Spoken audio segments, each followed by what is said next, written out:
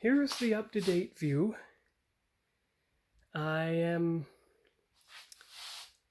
got the boxes that are left to unpack one deep. 6 out, 6 in the closet. And of course, whatever I decide that doesn't get unpacked, perhaps like these two, of course, one of them is going to have to be replaced with a medium box, which are... To get some medium boxes, I'm going to have to unpack some of this out in here. But of course, as you know, the tall boxes can sit on top of each other. So I could start putting empty boxes in the closet. That way they're out of the way, and maybe you have a clear corridor through the second bathroom. Yeah, well, it'll take its time. But for now, there is the Star Trek shelf, which is usually the centerpiece of my toy room, because that's been a toy line I've been collecting since the fall of 1993. It all started with a Season 2 Commander Riker figure. You could tell it was Season 2 because he had the beard.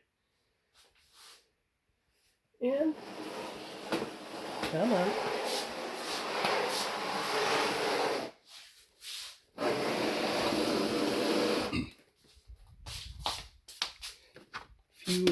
Good thing they're in their nice protective cases. I buy these cases at the toy shows so that I don't have anything to worry about. So, Darth Vader, Starkiller, Boba Fett, Star Wars 40 Years, and a bluish themed Vader, but not as blue as his armor was in my Star Wars Comic Series 3. Okay, good. That's all for now. Oh, you found the stand of the Enterprise E. I suppose it can go up on top of this box here. Shouldn't be any harm in that. Let me set the phone down before I do that, though. Alright, the beginning of the model display shelf. From the mid-90s that Dad and I built, the 2500 scale NX 1701D. And of course, model number 2, as it turned out, the 1400 scale Enterprise E, which I gratefully restored back in 2018. You saw that as model number 2 on my channel. So, that's good for now. That's a good idea to put the empty boxes into the closet, even if only 6 of them will fit in there. Or at least boxes that I don't need to unpack right away. But it's good that there's only 6 outside left to pack anyway, so that's good. And maybe a couple on the toy table, but we'll get to that later. Because I still want to find the Hot Wheels and everything that fit in there. Okay, that's good, that's good. So, Sean's toy room pretty well starts from there and moves on that way over to the corner. So, like in Wasaga Beach, the toy room is bigger than the model room. The model room being here. So, the kits, the workbench, the supplies, and model car kits that have been in there since the Cold Lake days. So.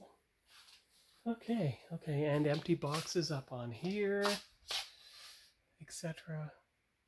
And I mean, if you get any small boxes that you don't need anywhere, put them in there. So it'll all work out. You only have 6 boxes out of the closet left to open. 6 boxes into the closet. You stack those 2 things of action figures on top of each other. So you have loose Star Trek on the top.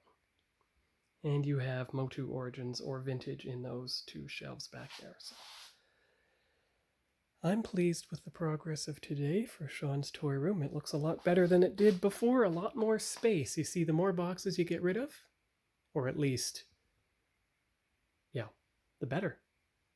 It's wonderful. And if maybe possible, I'll pack boxes in the far corner because as you see, the closet doors slide.